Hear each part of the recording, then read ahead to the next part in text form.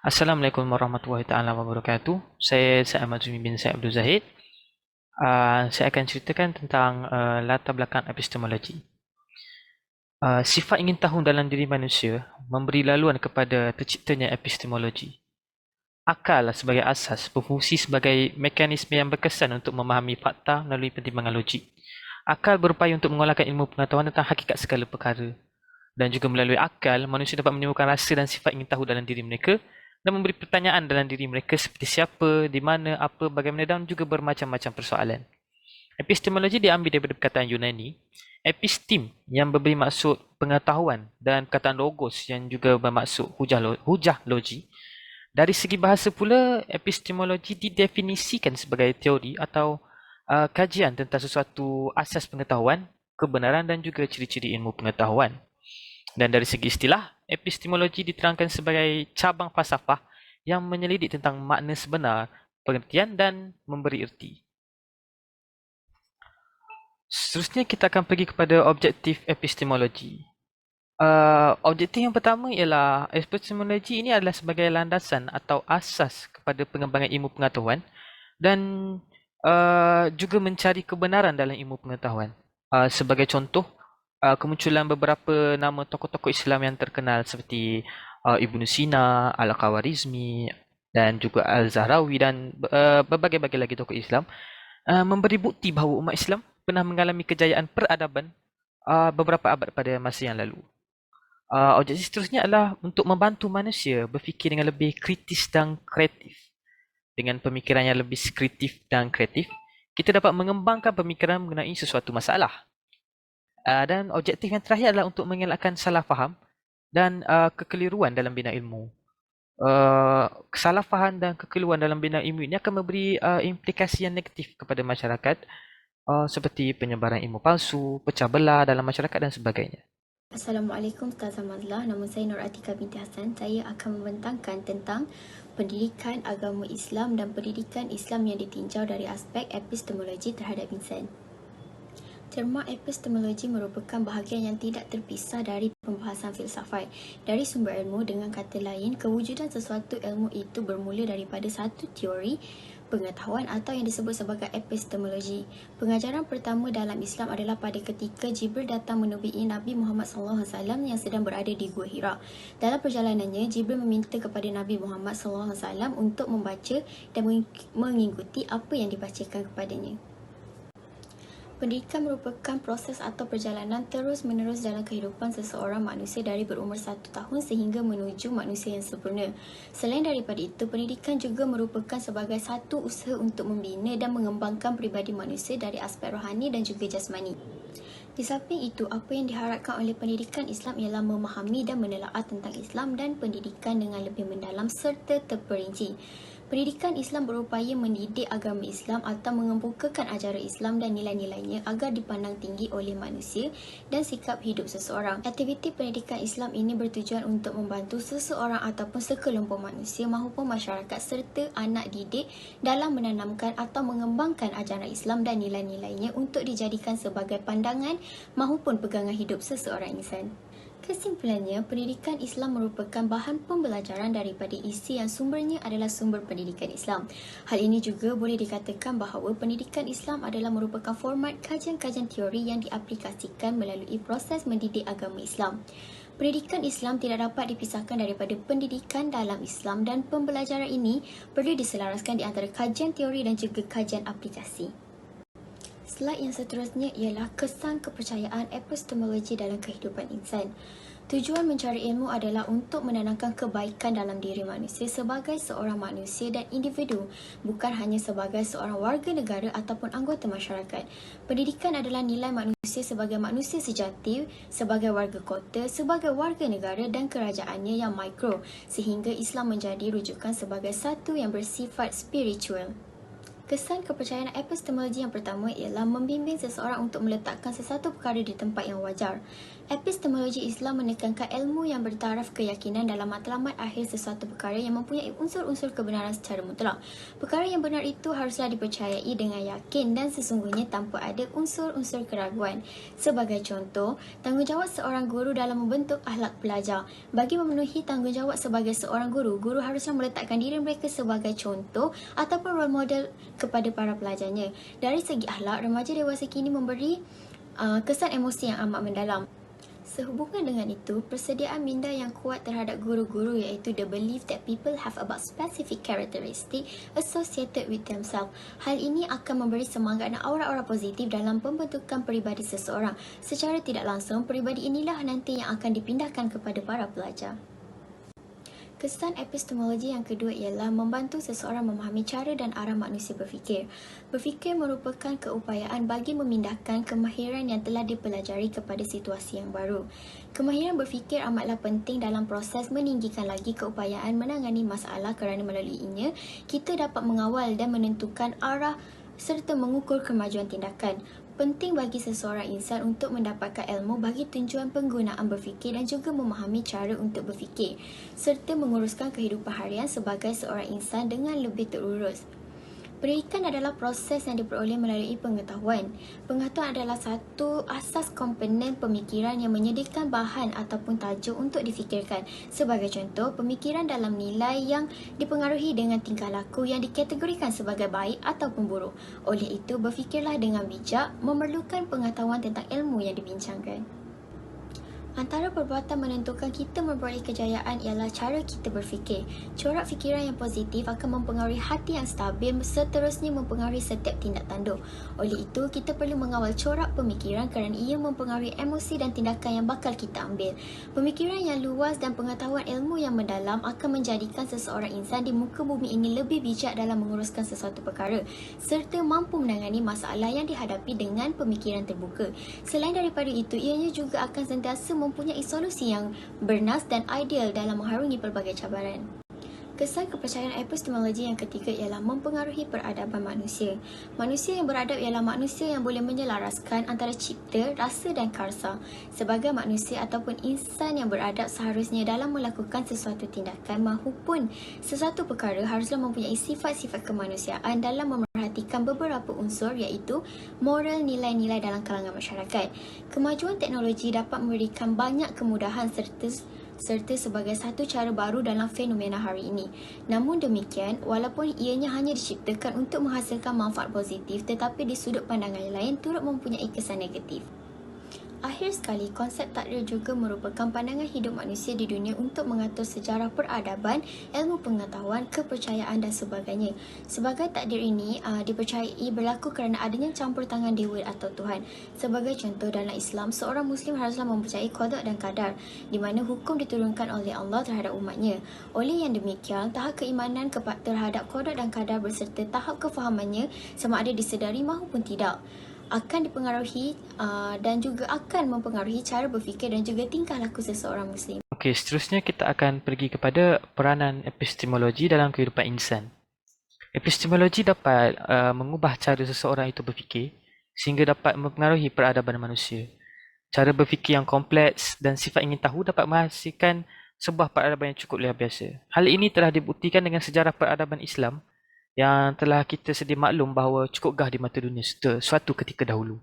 Sebagai contoh, di zaman pemerintahan para sahabat Nabi iaitu Khulafa' Ar-Rasyidin yang dipimpin oleh para sahabat Nabi iaitu Khalifah Abu Bakar As-Siddiq, Khalifah Umar bin Khattab, Khalifah Uthman bin Affan dan akhir sekali Khalifah Ali bin Abi Talib.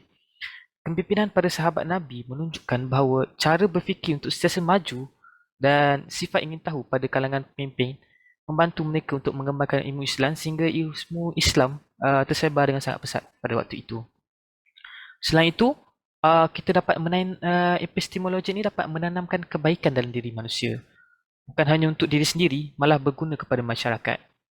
Perkara yang perlu dititik beratkan dalam pendidikan bukan semata-mata dari fizikal, kerana hal ini akan membuka jalan kepada keburukan. Sebaliknya, perlu ditekankan juga dalam bidang rohani. Epistemologi juga merupakan jalan untuk manusia bertindak dalam kehidupan seharian supaya keistimewaan dalam pengetahuan dapat dikembangkan. Dan akhir sekali, epistemologi membantu manusia mencari cara atau kaedah penyelesaian dalam menghadapi sesuatu masalah. Epistemologi memainkan peranan penting dalam tindakan kita untuk menyelesaikan sesuatu masalah.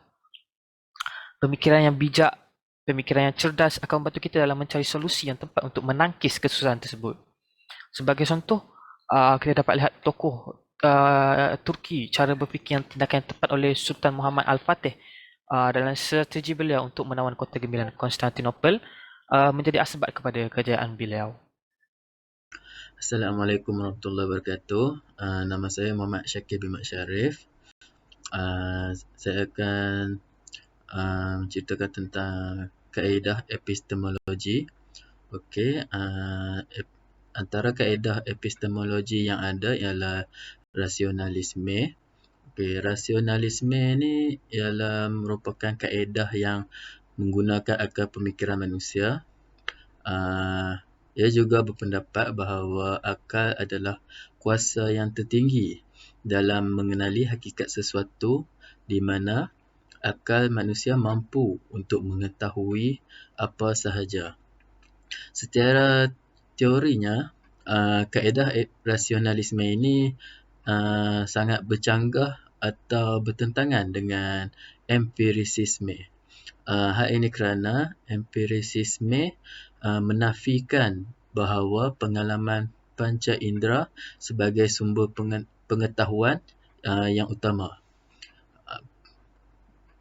Pegangan rasionalisme juga menjadi konsep utama dalam kepercayaan terhadap kemampuan dan autoriti akal fikiran atau alasan untuk menyingkap ilmu dan kebenaran. Rasionalisme juga biasanya menolak adanya wahyu dan mukjizat. Okey, kaedah yang kedua adalah empirisisme. Okey, untuk kaedah empirisisme ini pula, ia meletakkan bahawa akal itu tidak wujud. Bukan saja tidak wujud, bahkan apa yang wujud hanyalah deria semata-mata yang menjadikan manusia itu mengetahui sesuatu. Dengan erti kata lain, kaedah empirisisme ini berpendapat bahawa pengalamanlah yang menyebabkan pengetahuan ini diperolehi dan dunia hanya dijustifikasikan oleh pengalaman. Kaedah ini menolak kewujudan naluri dan hanya berpegang dan berpandukan kepada deria semata-mata sebagai sumber pengetahuan. Bagi kaedah yang ketiga, skeptisisme, bahasa lain bagi skeptisisme ini adalah keraguan. Skeptisisme ini umumnya merupakan satu sikap yang suka menyoal atau keraguan terhadap suatu pengetahuan atau kepercayaan. Contoh-contoh keraguan terhadap pengetahuan atau kepercayaan adalah seperti keraguan moral dan keraguan tentang kewujudan Tuhan. Dengan erti kata lain, skeptisisme ini adalah sikap yang tidak berpuas hati dan masih mencari jawapan atau kebenaran. Bagi kaedah wahyu dan tradisi pula, wahyu ini adalah perkataan yang berasal dari dalam bahasa Arab, iaitu auha. Maksud dari perkataan ini adalah inspirasi daripada orang lain atau arahan seseorang. Tetapi secara umumnya, wahyu ini ialah perintah atau kata-kata dari Allah Subhanahu Wa Taala yang disampaikan kepada para rasulnya. Nabi Muhammad yang merupakan seorang Rasul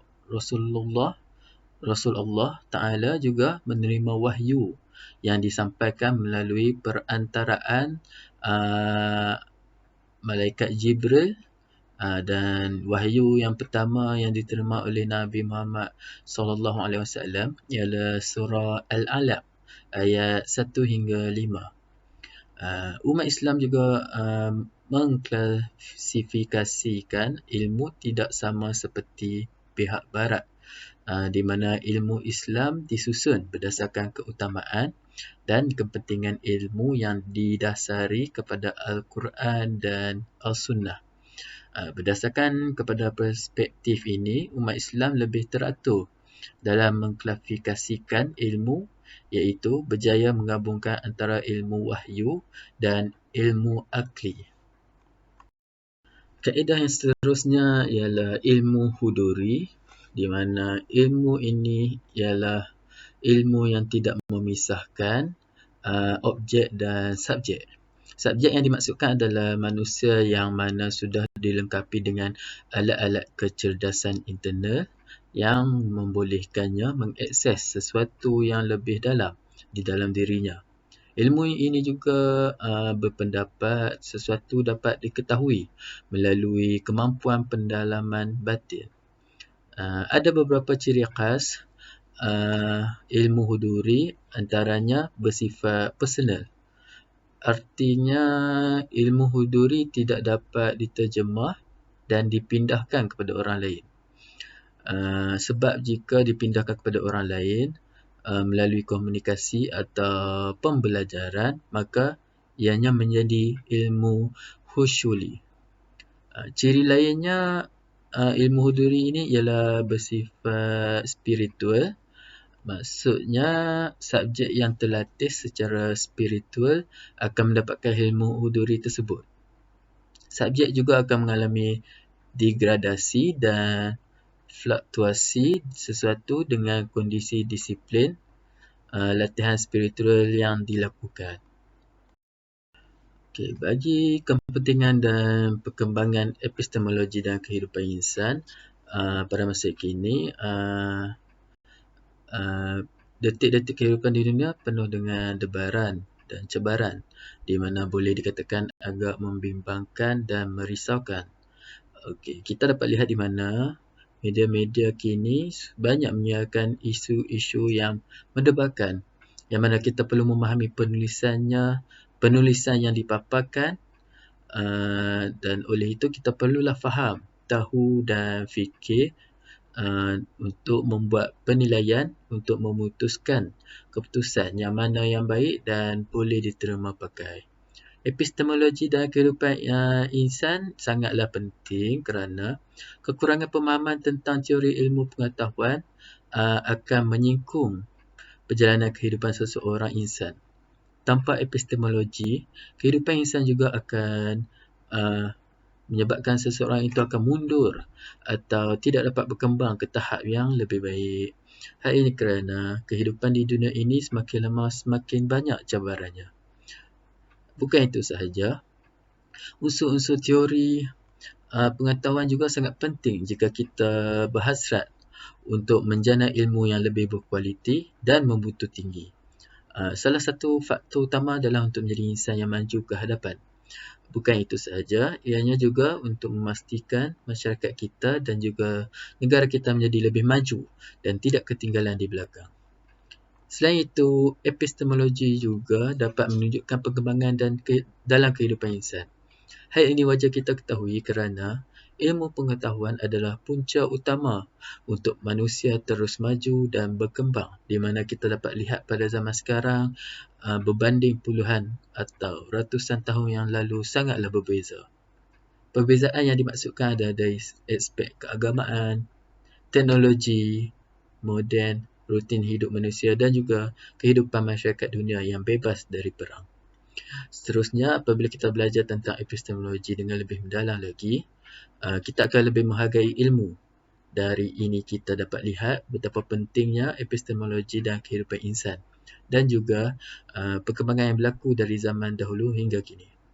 Bahkan, tanpa ilmu pengetahuan, kita juga tidak akan mampu untuk terus berkembang maju sehingga hari ini.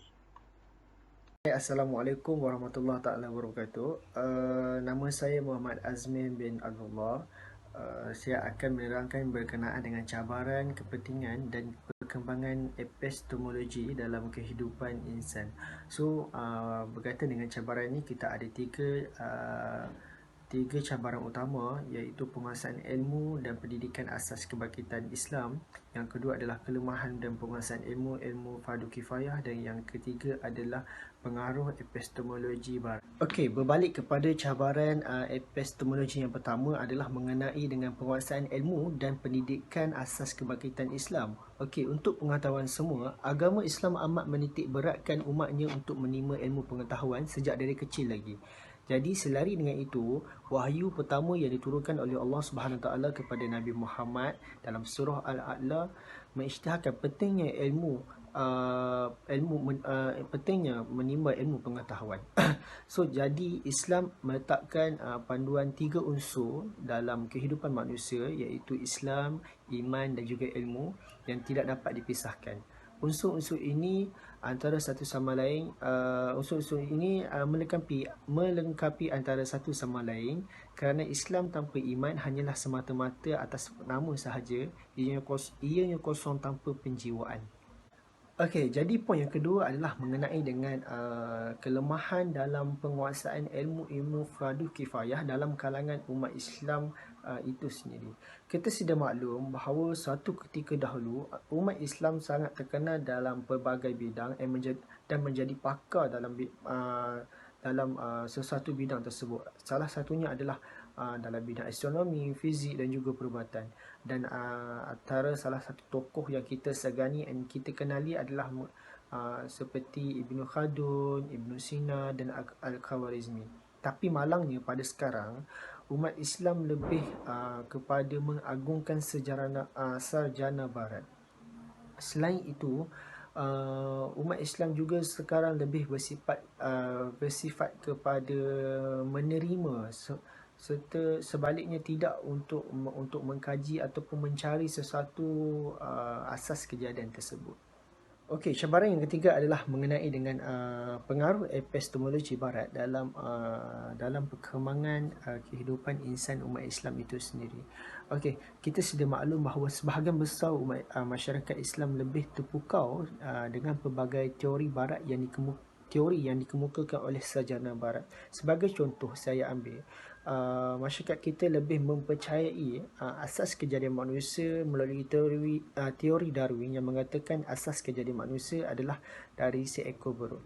Tapi sebaliknya, menurut Al-Quran, manusia dicipta daripada tanah. So, jadi secara asasnya masyarakat kita lebih menerima teori tersebut serta pandangan tanpa ada unsur periksa tentang sesuatu asas kejadian kebenaran dan tanpa membuat penilaian serta mengkajinya sendiri. Jadi itulah kupasan daripada saya mengenai dengan cabaran, kepentingan dan perkembangan epistemologi dalam kehidupan umat Islam itu sendiri. Jadi kesimpulan yang kami dapat rangkukan hasil daripada kajian ini adalah epistemologi merupakan salah satu cabang ilmu yang sangat penting yang membicarakan tentang asal usul ilmu, sumber-sumber ilmu dan juga kesahihannya. Menurut epistemologi menurut Islam tidaklah begitu rigid dan sangat fleksibel. Melalui epistemologi juga kita dapat mengetahui sumber yang jelas mengenai sesuatu ilmu dan cara memperolehi ilmu yang sahih. Sumber ilmu itu banyak, bertingkat-tingkat dan tahap kebenarannya saling melengkapi antara satu sama lain. Sekian, terima kasih daripada kami.